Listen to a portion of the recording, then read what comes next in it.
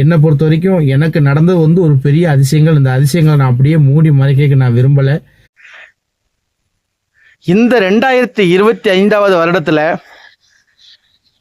தன் தாய்க்காகவும் தன் தந்தைக்காகவும் தன் சகோதர சகோதரிகளுக்காகவும் அதற்கு பின் தன் மனைவி குழந்தைகளுக்காகவும் அம்மா பார்த்தீங்கன்னா நைட்டு ஒரு நேரம் தான் சாப்பாடு பொங்குவாங்க. அந்த ஒரு நேரம் சாப்பாடை வச்சு தான் நாங்கள் 3 நேரமும் எங்கள் வாழ்க்கையை நாங்கள் ஓட்டிக்கிட்டு இருந்தோம். புளிசோரை திறந்தோம்னா கப்புன்னு அப்படி ஒரு வாடை வரும். காலையில் ஒரு 5 மணி 6 மணி இருக்கும். பார்த்தா விரிச்சு போட்ட போர்வை பூரா தண்ணி. என்னடா இது, சுத்தி தண்ணி சவுதி சாக்கடை.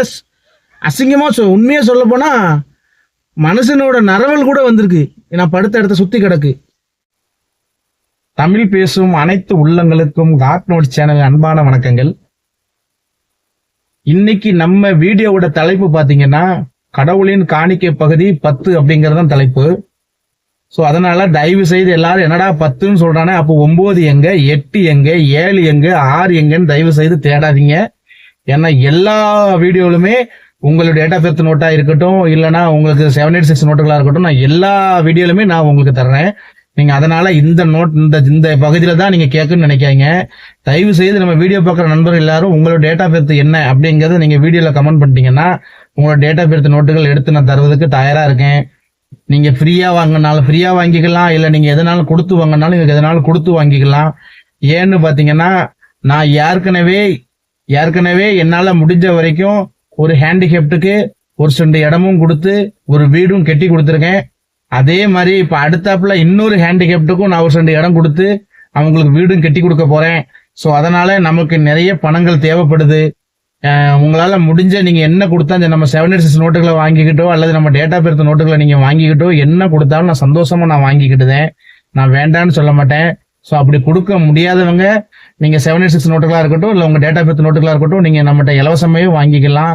ஸோ அப்படி உங்களால எதுவுமே எந்த உதவியும் உங்களால 786 நோட்டுகளை நீங்க உங்களால ஃப்ரீயாவும் உங்களுக்கு வாங்க விருப்பம் இல்லை, இல்ல பணம் கொடுத்தும் வாங்க விருப்பம் இல்லை அப்படின்னு நீங்க நினைச்சீங்கன்னா தயவு செய்து நம்ம வீடியோவுக்கு ஒரு லைக் போட்டு நம்ம சேனலை சப்ஸ்கிரைப் பண்ணி வச்சுக்கோங்க. ஸோ அதுல வர பணம் மூலமா நான் கண்டிப்பா என்னால முடிஞ்ச உதவிகள் செய்யறேன். நீங்க எவ்வளவோ வீடியோகள் பாக்குறீங்க, எவ்வளவோ நேரங்கள் நீங்க வேன் பண்றீங்க, அதுல ஒரு 5 நிமிஷம் 10 நிமிஷம் ஒதுக்கி நம்ம சேனலுக்காக நம்ம சேனல்ல வர வீடியோவை தயவு செய்து பாருங்க. அந்த வீடியோக்கு ஒரு லைக் போடுங்க. ஓகே நண்பர்களே, இதுக்கு மேல நான் உங்கள்ட்ட நேரத்தை வீணடிக்க விரும்பல. வாங்க இப்ப நம்ம வீடியோக்குள்ள போயிருவோம். 786 781 ஒரு நம்பர் தான் வித்தியாசம். இந்த ஒரு நம்பர் மட்டும் லாஸ்ட் மாறி இருந்து அப்படின்னா வேற லெவல். இந்த நோட்டு 13 10 03 2003 13 23 20 24 25. ஸோ இந்த 22 வயசு இப்ப நடந்துகிட்டு இருக்கு. 22 வயசு முடியதுக்கு அவருக்கு இன்னும் பாத்தீங்கன்னா கிட்டத்தட்ட ஒரு 9 மாசங்கள்ட்ட இருக்கு. ஸோ இந்த 9 மாசத்துக்கு உள்ள இந்த டேட் ஆஃப் பர்த் நோட்டையும் இந்த 786 நோட்டையும் 2 நோட்டுமே அவர் சேர்த்து கொண்டு போய் கோயில்ல காணிக்க போட்டு அவர் வாழ்க்கையில என்ன நினைக்காரோ அதை வேண்டிக்கிறணும். என்ன பொறுத்த வரைக்கும் பாத்தீங்கன்னா இந்த டேட் ஆஃப் பர்த் நோட்டும் இந்த 786 நோட்டுகளையும் அவருடைய பிறந்த நாள் அன்னைக்கு வருஷத்துக்கு ஒருக்க போற கோயில்ல கொண்டுதான் காணிக்க போடணும். இதுதான் நான் பல வாட்டி நான் எல்லா வீடுமே உங்கள்கிட்ட சொல்லிக்கிட்டே இருக்கேன். வருஷத்துக்கு ஒருக்க நீங்க ஏதாவது ஒரு முக்கியமான ஒரு கோயிலுக்கு போறீங்கன்னா அந்த கோயிலில் நீங்க கொண்டு இந்த 2 நோட்டுகளையும் காணிக்க போடணும்.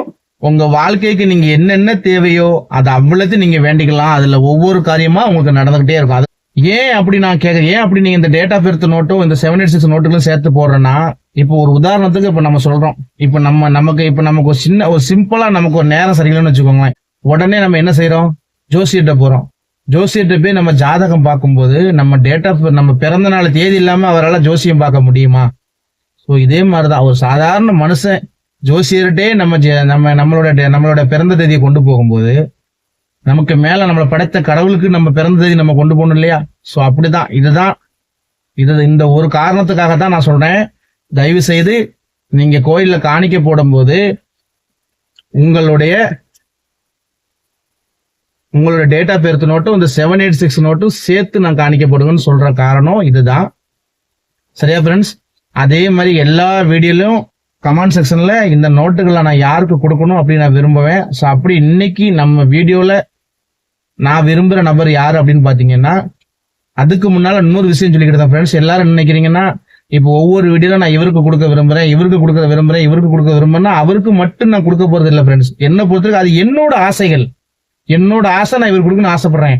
அதுக்காக நீங்க அவருக்கு தான் நான் கொடுக்கணும்னு கட்டாயம் கிடையாது. உங்களுக்கும் தேவைனாலும் நீங்க வாங்கிக்கிடலாம். ஆனா உங்களோட தேவைகள் நியாயமா இருக்கணும். உங்களுடைய ஆசைகள் பாசங்கள் நியாயமா இருக்கணும். நீங்க பண்ற கமெண்ட்ஸ் எனக்கு கரெக்டா இருந்தா கண்டிப்பா இந்த நோட்டை நான் உங்களுக்கு நான் தந்துருவேன். அதுக்காக விவசாய கொடுக்கன்னு சொல்லிட்டாரு, அப்ப நமக்கு தரமாட்டாங்களா அப்படி தயவு செய்து நீங்க நினைக்காதீங்க. யாரா இருந்தாலும் இந்த நோட்டுகளை நான் தருவேன். ஆனா நீங்க அது என்ன ஆசைகள், உங்களுக்கு என்ன தேவைகள்ங்கிறத நீங்க கமெண்ட் செக்ஷன்ல கமெண்ட் கரெக்டா பண்ணிட்டீங்கன்னா கண்டிப்பா இதை உங்களுக்கு நான் தந்துருவேன். ஸோ இப்போ என்னோட ஆசைகள், இந்த நோட்டு நான் யாருக்கு போகணும்னு நான் ஆசைப்படுதுன்னு பாத்தீங்கன்னா,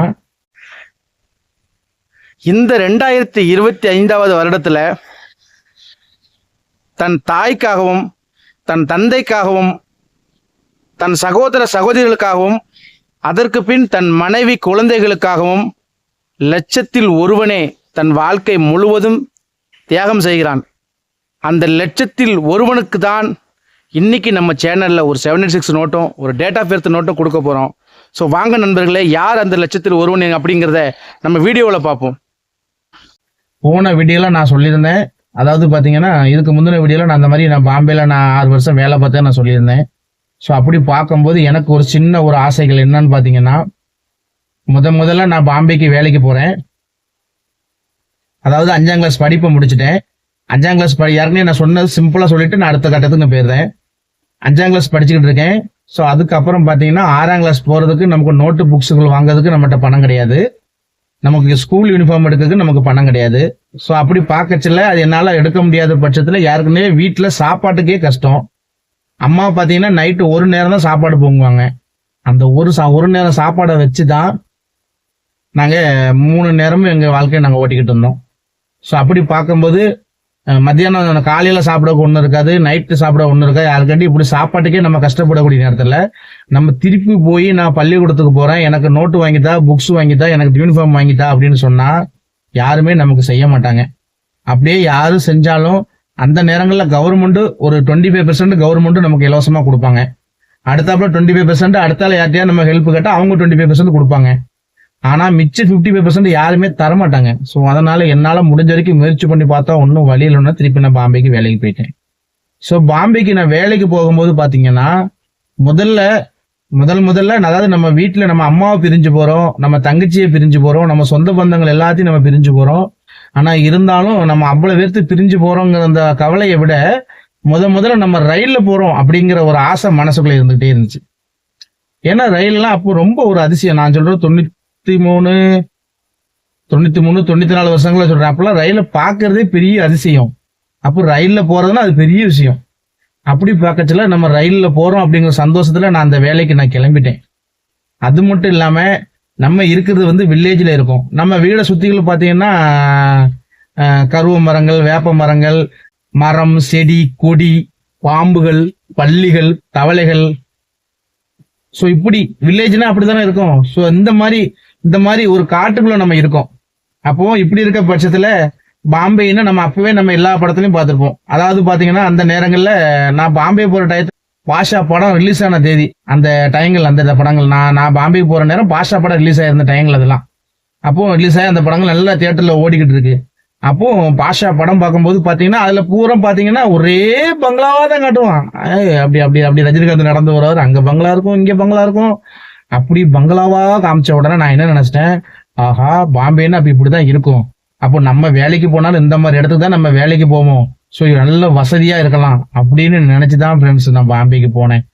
அதுவும் பாம்பேக்கு போறதுக்கு இன்னைக்கு மாதிரிலாம் அன்னைக்கு நீங்க போயிட முடியாது. இன்னைக்கு பாத்தீங்கன்னா டெய்லி ஒரு 2 வண்டி, 1 வண்டி 2 வண்டிக்கு மேல போகுது பாம்பேக்கு. ஒரு வண்டி சில நாள் 1 வண்டி போகுது, சில நாள் 2 வண்டிகளும் போகுது, சில நாள் 3 வண்டிகளும் போகுது. நான் இருக்க தென் மாவட்டங்கள் திருநெல்வேலியில இருந்து வண்டி போய்கிட்டு இருக்கு. ஆனா நான் பாம்பேக்கு போகும்போது பாத்தீங்கன்னா இந்த மாதிரிலாம் வண்டிகள் கிடையாது. நான் பாம்பேக்கு போகும்போது பாத்தீங்கன்னா கன்னியாகுமரியில இருந்தா வண்டி போனோம்.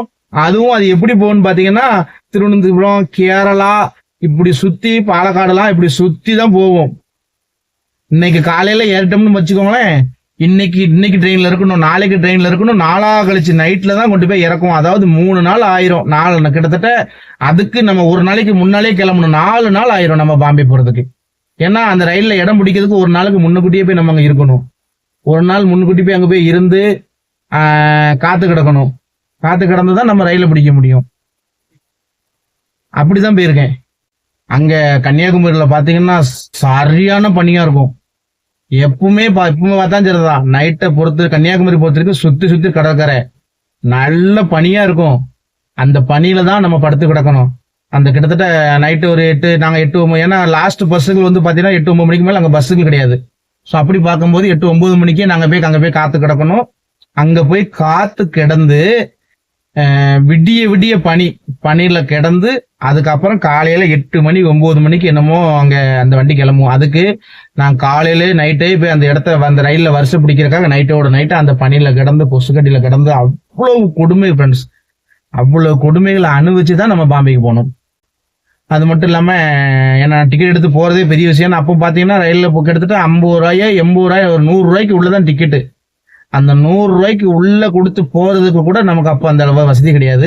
அப்போ ரயில்ல டிக்கெட் எடுத்து நம்ம போறதே பெரிய விஷயம். அடுத்தாப்புல பாத்தீங்கன்னா 3 நேரம் சாப்பாடு இருக்கு, காலை மத்தியானம் நைட்டு.